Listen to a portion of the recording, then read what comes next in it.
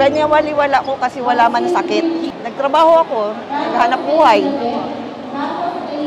Tapos yun nga, bigla siyang lumobo. Bangungot para sa 52 anyos na si Aling Yolma ng Barangay Concepcion, Lubao ang paglaki ng bukol na tumubo sa kanyang hita. Hindi na niya ito maitago sa shorts o pantalon.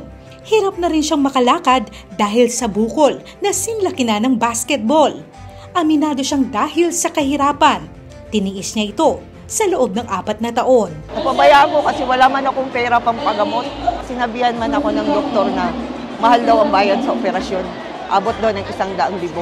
Wala man akong perang gano'n. Okay. Kaya dinadala ko na lang siya.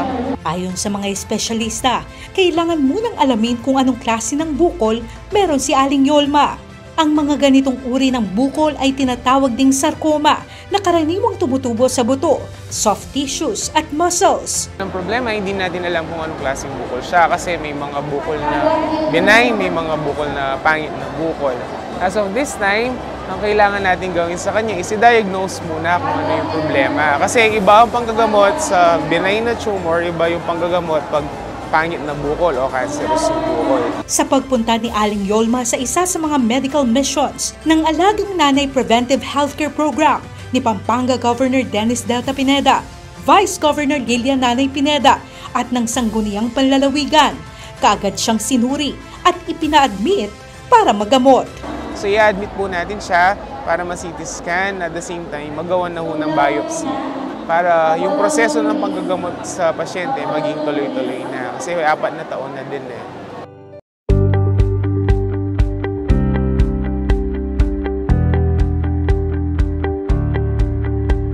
Ngayon, matapos ang ilang araw ng kanyang operasyon, heto na uli si Aling Yolma. Nakangiti at wala nang iniindang bukol sa kanyang hita. Ang laking kaluwagan sa katawan ko. Binigyan niya po ako ng pangalawang buhay na maka-survive pa ulit sa aking buhay. Dahil yun nga po, yung nakita niyo yung bukol ko, napakalaki. Hirap na hirap po.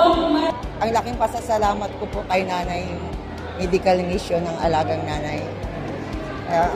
Hindi ko po makalimutan. Wala na, masaya na ako. Dahil nawala na yung bukol ko. Kapag may anong pong nararamdaman o nakakapang mga bukol, masakit man o hindi, may pera o wala, pumunta lang po kayo sa ospital. Kung wala pong pera sa private, meron naman mga government hospitals na pwede maggamot sa inyo tulad po ng ERD, siya sa medical mission ng Alagang Nanay Preventive Program. Lahat po ng gamutan dito wala pong bayad. At specialist na po yung mga tumitingin sa mga pasyente. Kahit sa mga gamot ho, libre. Yan ang Alagang Nanay Preventive Healthcare Program sa probinsya ng Pampanga na naglalayong bigyang access ang lahat ng Kapampangang may karamdaman sa libreng gamot at pagpapagamot para ang bawat Kapampangan magkaroon ng maayos na buhay at malusog na pamumuhay.